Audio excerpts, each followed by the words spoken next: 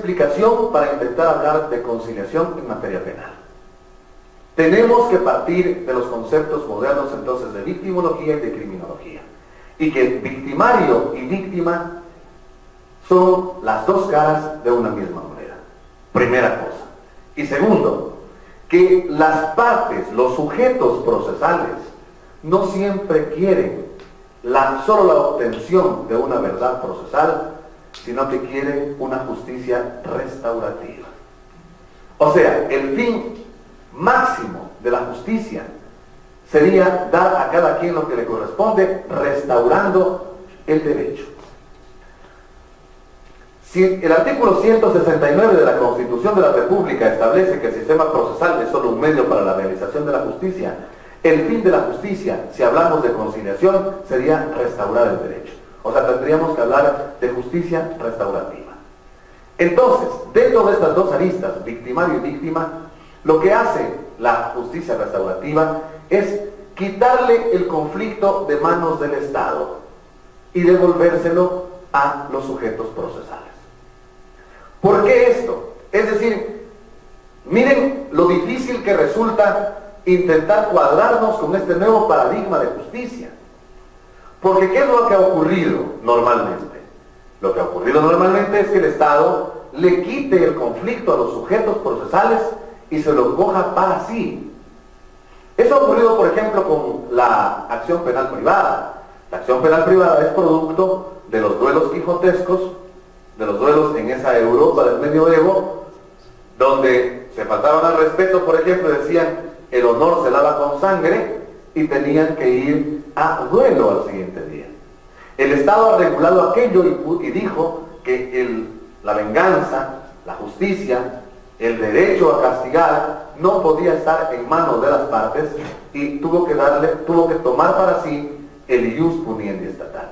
Entonces, significa un poco andar en reversa el hablar de justicia restaurativa. Significa el hecho, qué lástima, no hay problema. De repente en una computadora de escritorio, o sea, si es que no hay cómo, no hay cómo, pues no. Ok. Entonces, es andar en reversa, digo, acerca de lo que el Estado ha hecho hasta ahora, de quitar el conflicto a las partes y tomarlo para sí.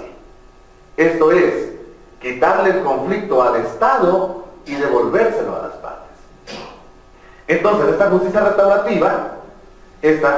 restaurativa lo que intenta es, en definitiva, que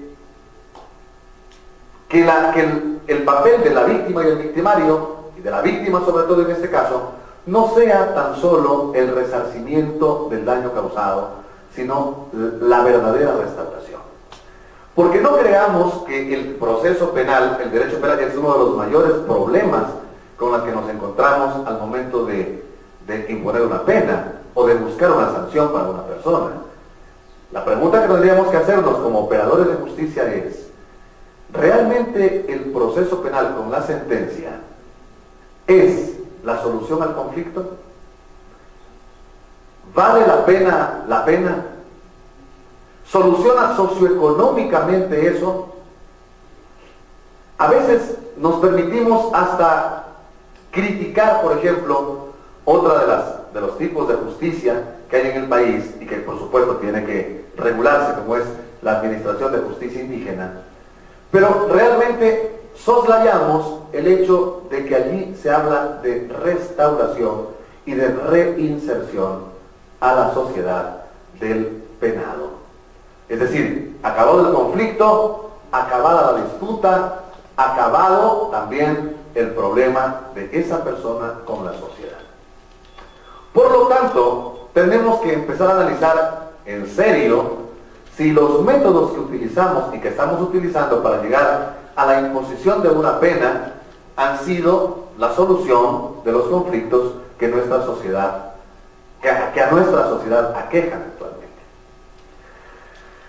El COIP trae únicamente la posibilidad de una conciliación dentro del procedimiento y se puede presentar, conforme ya el expositor que me antecedió en la palabra lo dijo, en dos momentos: en un solo momento procesal y en un momento preprocesal. No nos olvidemos que la estructura del procedimiento penal cambia con el COIP. Actualmente, según el artículo 206 del Código de Procedimiento Penal, las fases del proceso son, a saber, instrucción fiscal, etapa intermedia, juicio e impugnación. En el COIP, la impugnación desaparece. ¿Por qué? Desaparece como etapa, me refiero. No es que quiera decir que la impugnación desaparece como resultante del derecho de acción, pero queda únicamente como resultante del recurso, del volver al curso. Y a decir de los que defienden esta tesis, de que haya desaparecido la impugnación como etapa procesal, es que esta no precluía a favor de nada. No estaba fijada temporoespacialmente y usted podía impugnar desde el momento en que se le concedía o se le negaba una prisión preventiva y puede impugnar hasta post-mortem de la sentencia, como un recurso de revisión. Entonces, en verdad, es una situación que no era finita en tiempo y en espacio y por tanto no es una etapa. Pero volviendo al tema que nos ocupa, la conciliación se puede presentar, es necesidad de que los sujetos procesales, las partes procesales, lleven la fórmula conciliatoria. Y la presentan, si es que es en fase preprocesal, en la investigación preprocesal, directamente ante el fiscal. ¿Qué tan bien está esto o qué tan mal está esto? Es porque es el fiscal el que está acopiando los elementos de convicción para saber si inicia o no una etapa de proceso, la instrucción fiscal. Es decir, en teoría tendría un año esa persona para presentar una petición, esas personas, víctima y victimario, para presentar una solicitud de conciliación. ¿Por qué digo un año?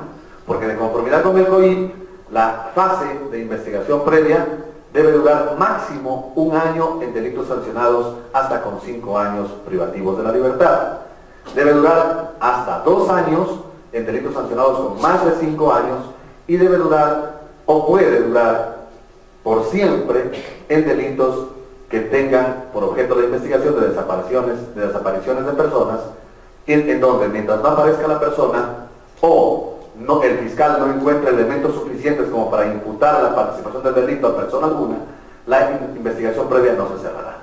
Pero por las limitaciones que tiene la conciliación en materia penal, únicamente se pueden presentar en delitos que merezcan una pena privativa de la libertad de hasta 5 años. O sea, en etapa preprocesal habría, en teoría, un año para solicitar esto.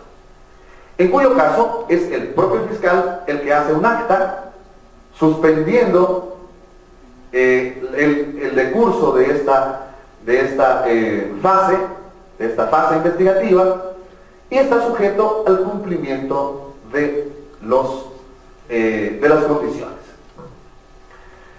Si se presenta ya dentro de un proceso, es decir, la etapa de instrucción fiscal, ya etapa del proceso penal, esto tiene que ya ser controlado por un juez.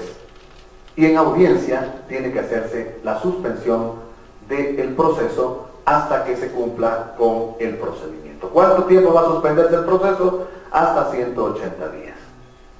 Si no se cumple con las condiciones de la conciliación, el proceso va a continuar en su modo ordinario. Es decir, que aquí nuevamente el COIP insiste en que hay 2 tipos de procedimiento en el Código Orgánico Integral Penal.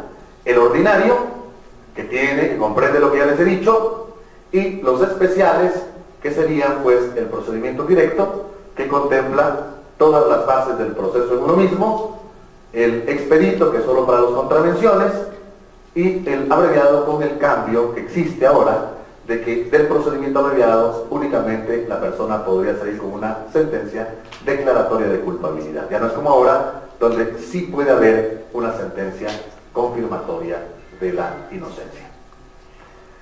En el procedimiento ordinario continuaría sustanciándose el proceso y además se detienen en el tiempo y en el espacio los plazos corrientes para las prescripciones.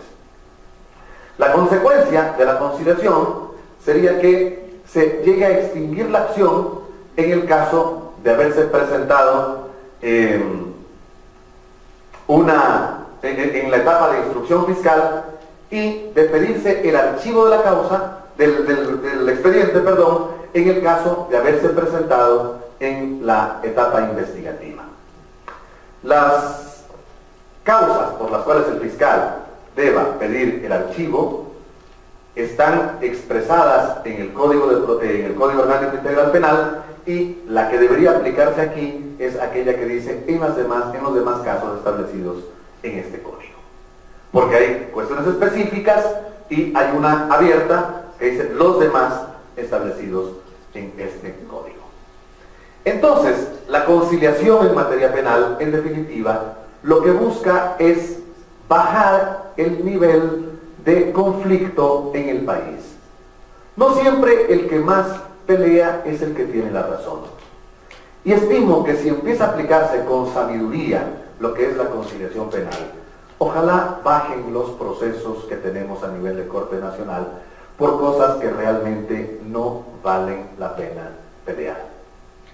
No es posible que a Corte Nacional llegue, por ejemplo, un delito por el robo o la sustracción, en robo o en hurto, o en robo siempre, robo calificado, por ejemplo, de una gallina o de un celular.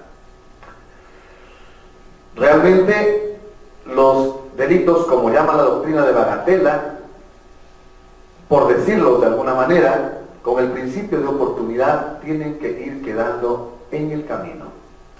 ¿Por qué? Porque el propio COIP habla de la mínima intervención penal. Y esta mínima intervención penal no tiene que ser solamente una cuestión de prédica, tiene que ser una cuestión de práctica.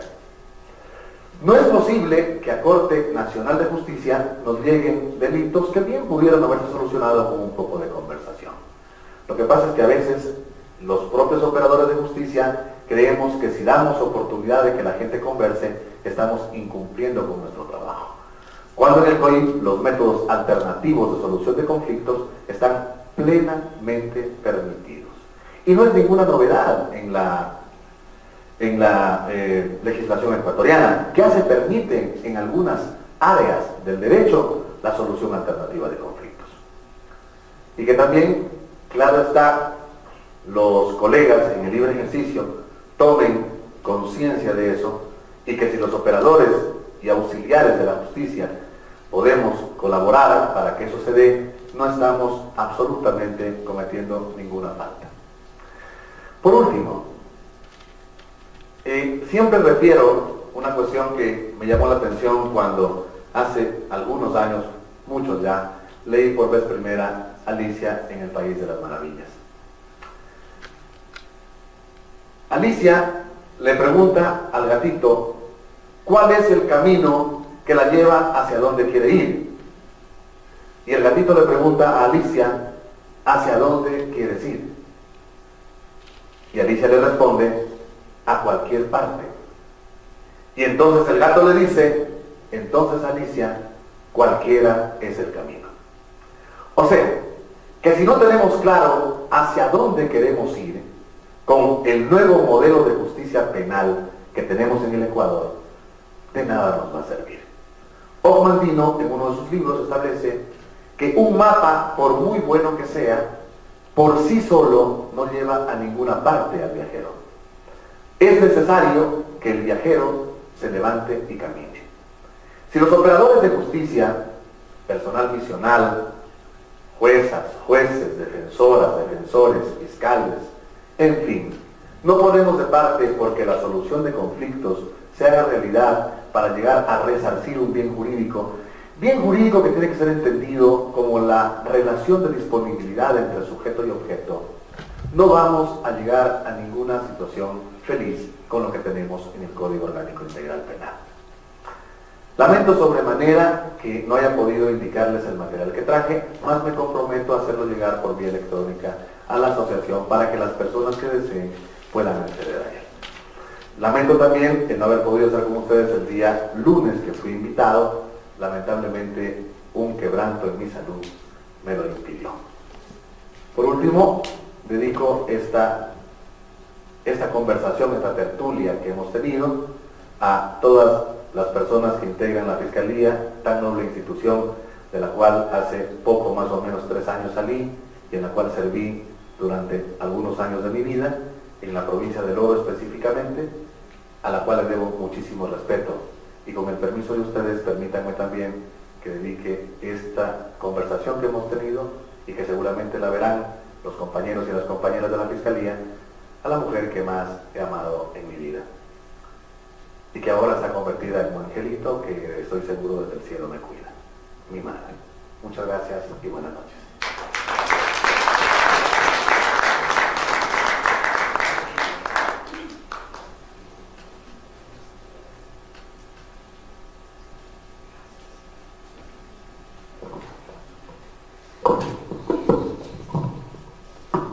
Reiteramos los agradecimientos al doctor Hueso Merino por su excelente presentación.